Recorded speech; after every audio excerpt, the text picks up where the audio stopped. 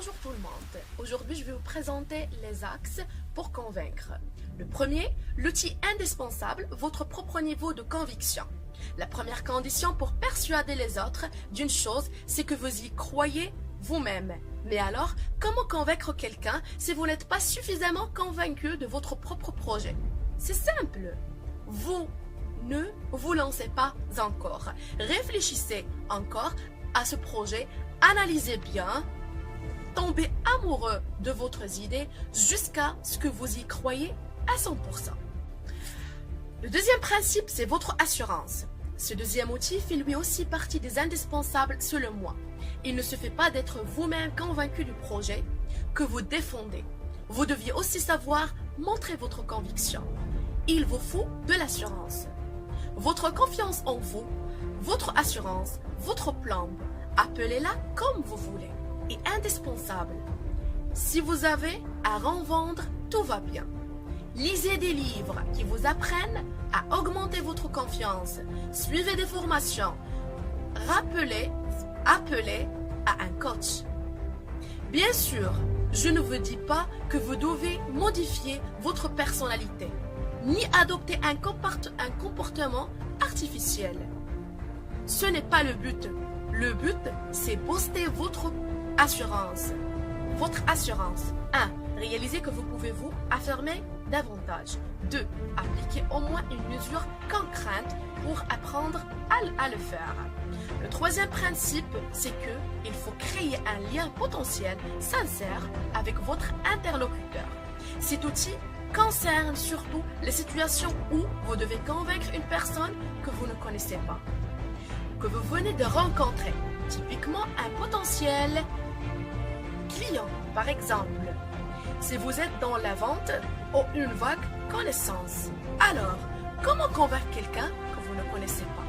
La première chose à faire, c'est que briser la glace et éveiller un minimum de sympathie.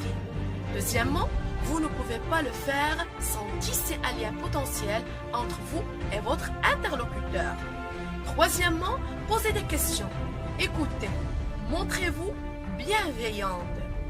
Quatrièmement, considérez-le là comme une personne digne de toute votre attention, de tout votre respect, même si son point de vue est opposé de vous.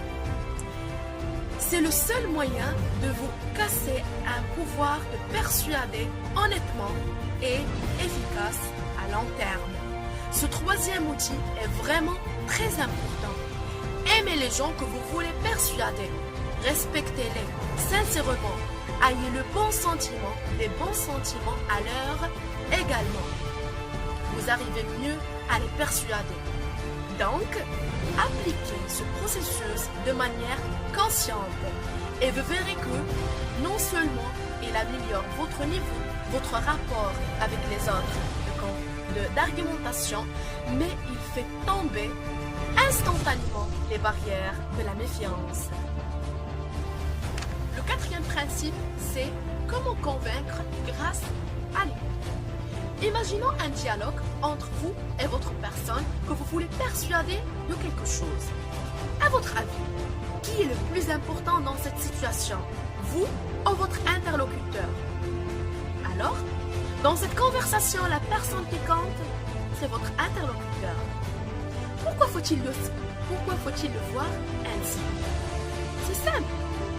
Ce que pense RS, votre interlocuteur, va déterminer l'échec ou le succès de votre démarche.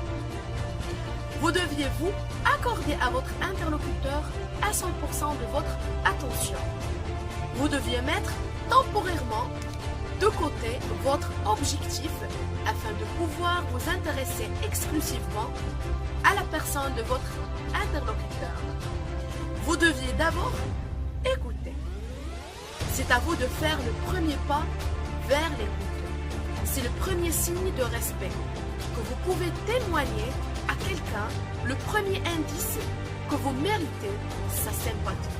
Comme j'ai déjà dit dans le troisième principe ou le troisième axe, la sympathie engendre la confiance.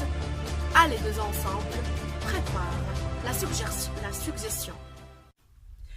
Plus vous écoutez, plus il vous dévoile des infos, peut-être des choses qu'il n'avait même pas envie d'évoquer au début.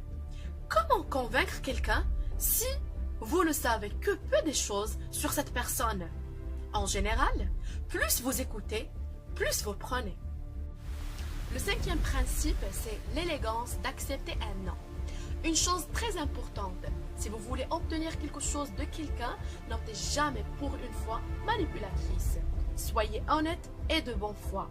Vous devez accepter que parfois, vous ne pouvez pas obtenir ce que vous voulez.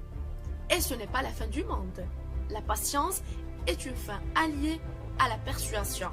Encore une fois, vous pouvez la question quotidienne. Ne vous demandez pas comment convaincre quelqu'un maintenant, mais le persuader à coup sûr. Le sixième principe, c'est comment convaincre quelqu'un grâce à l'humour. Comme vous savez tous, l'humour, c'est la comédie. En faire rire. Une astuce qui peut vous aider à cultiver votre humour, considérez-le dans un sens plus large de joie de vivre. Cultivez votre joie de vivre. Communiquez les autres personnes qui vous entendent et vous éveillez presque automatiquement leur sympathie. D'accord, vous n'êtes pas toujours d'humeur. Alors, vous restez toujours avec un grand sourire. Mais rappelez-vous ce vieil adage très utile en cas de coup de bleu. La meilleure façon de se remonter le moral, c'est de remonter le moral aux autres. Essayez, vous verrez, c'est très efficace. Le septième principe, un langage précis et concis. En effet, vous devez vous assurer que vos mots sont réellement au service de votre objectif, car n'ayez l'occasion de les prononcer qu'une fois. La précision et la concision. Vos mots doivent être justes, appropriés, précis. Ne pas laisser la doute quand vous passez un message tel quel. Vous donnez les messages nécessaires et puis vous les détaillez. Vous pouvez préparer votre discours d'avance, le maîtriser bien et puis le dire. Préparez seulement les éléments principaux et lisez-les spontanément.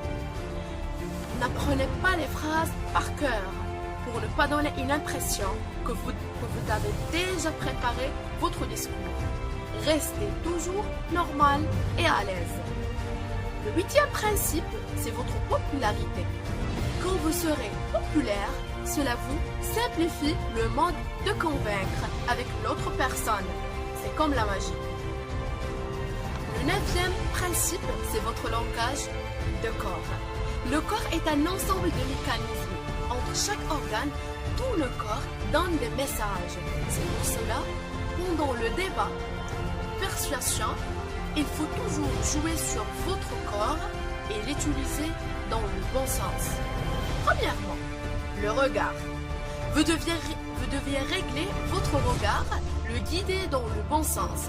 Ne pas donner des impressions de la peur, ne pas donner une impression que vous n'avez pas assez bien d'arguments.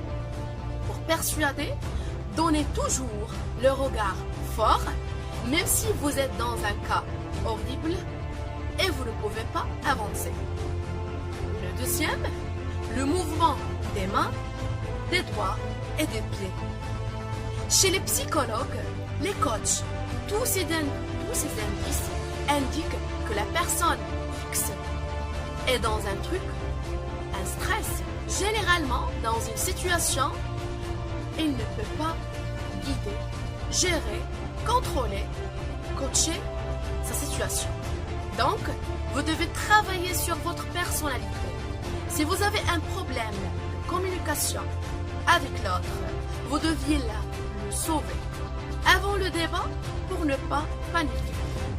La troisième, c'est les gestes insupportables avec la bouche, les lèvres, le nez.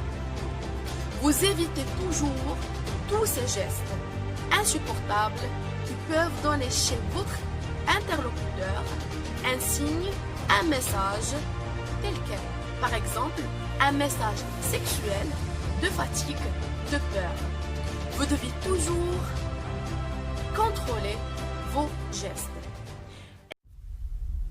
Finalement, le quatrième principe, c'est le côté façadique, surtout avec une personne que vous ne connaissez pas. Les habits jouent un rôle nécessaire dans un débat. On ne prend pas tel vêtement.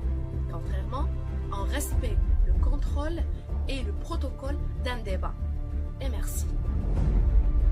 J'espère que les 9 principes que j'ai déjà donnés vous aident à augmenter votre niveau d'argumentation, contrôler et gérer votre convaincre, appliquer votre conviction, vos attitudes. Merci de votre attention. Au revoir.